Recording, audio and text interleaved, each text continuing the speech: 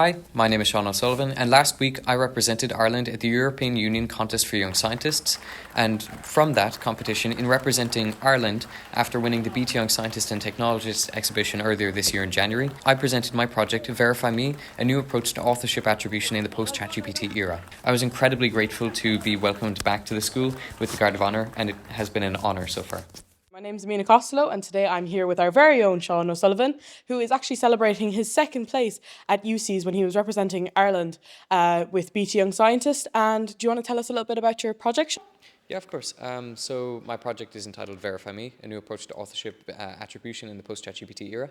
And in doing that, my project was focused on looking at alternative approaches for verifying authorship within the context of our current rapidly developing text-based generative AI, such as ChatGPT, Claude, Gemini, and especially so how they're becoming less and less detectable by our current binary classification process. It's the European Union Contest for Young Scientists. It's the 35th ever so far, and it was an unbelievable experience. There were over 36 countries represented, about 150 different participants.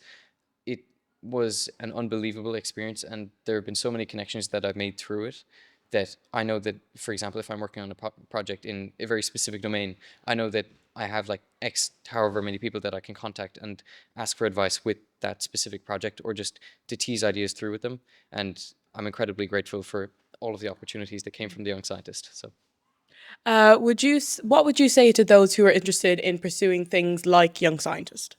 Well, firstly, you don't need a perfect project idea. The key is just find something that you're really curious about, and that will, well, that's the primary drive. Like, you find something that you're really interested in, other than, for example, in school we're assigned our homework. In classroom we have our learning our learning criteria for each class, and then we're assessed on those. With the Beat Young Scientist and with these science fairs, what it's really encouraging you to do is to develop your own curiosity about whatever it is that you want to explore. So the first I've taken part 4 times now, and each time I explored a completely different domain. But in doing that, like, you can use the internet, whatever resources you have, to just explore that. And given that problem that you're researching in your project, that you can apply the scientific method to and explore that search space, I just find that it's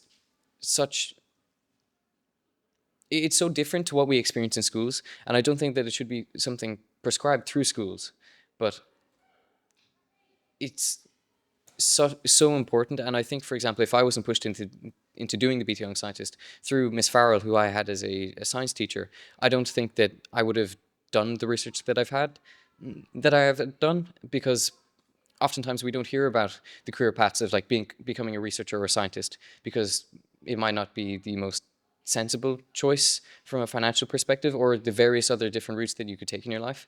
But I think really to do research and to be part of the Beat Young Scientist, or to any other science fair for that matter, it's really to just have a curiosity and be willing to accept that you're going to be wrong at every point in your research.